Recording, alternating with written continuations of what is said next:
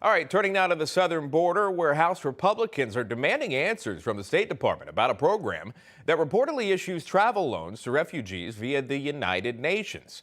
House Republicans, led by Texas Congressman Lance Gooden, sent a letter to Secretary of State Anthony Blinken. I'll read a part of it and quote.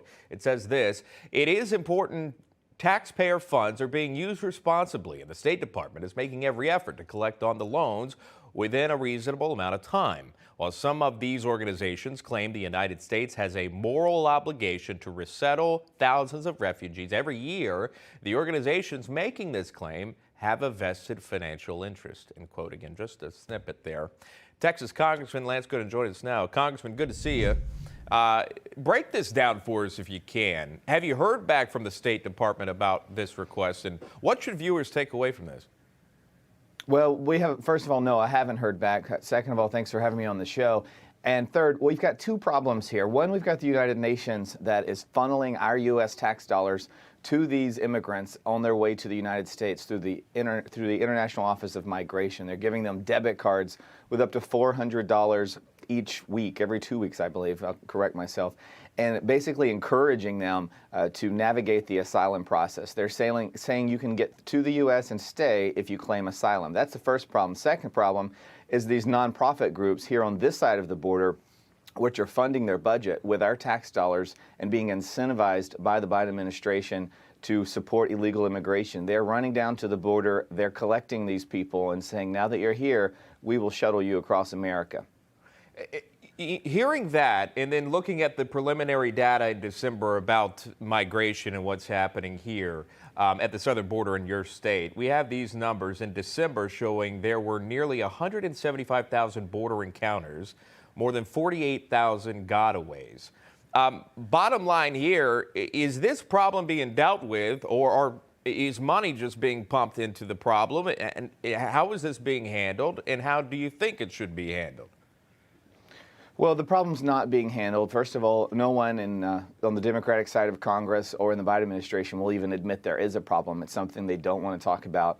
But what they're doing is, rather than allowing these camps or facilities to be overrun, which is a bad look on the media, they're sending this money to these groups. For example, Catholic Charities in San Diego, the Jewish Family Council. These are a few groups that are operating hotels, closed down hotels in San Diego, and they're bringing these immigrants to these hotels for a few days, and then they're taking them to the airport. They're getting them past TSA without any kind of identification. They're showing paperwork to TSA, in some cases using an arrest warrant as their official documentation to declare who in fact they are. And they're helping them go to wherever they want to go in the United States. And so the Biden administration says, we don't have a problem at the border. You're not seeing all these people in these camps, when in fact, we've got nonprofit groups using our taxpayer dollars to bring them in and shuttle them out. And again, are they being tested? Do we know each one tested for COVID-19? This is apparently this White House's top concern.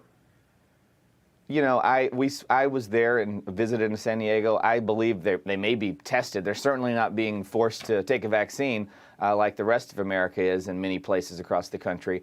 But we weren't under any impression that a positive test or a negative test mattered. We saw these folks come in. They had on masks. That was about it. And then they were being taken to the airport a few days later, put on a plane to wherever in America they wanted to go.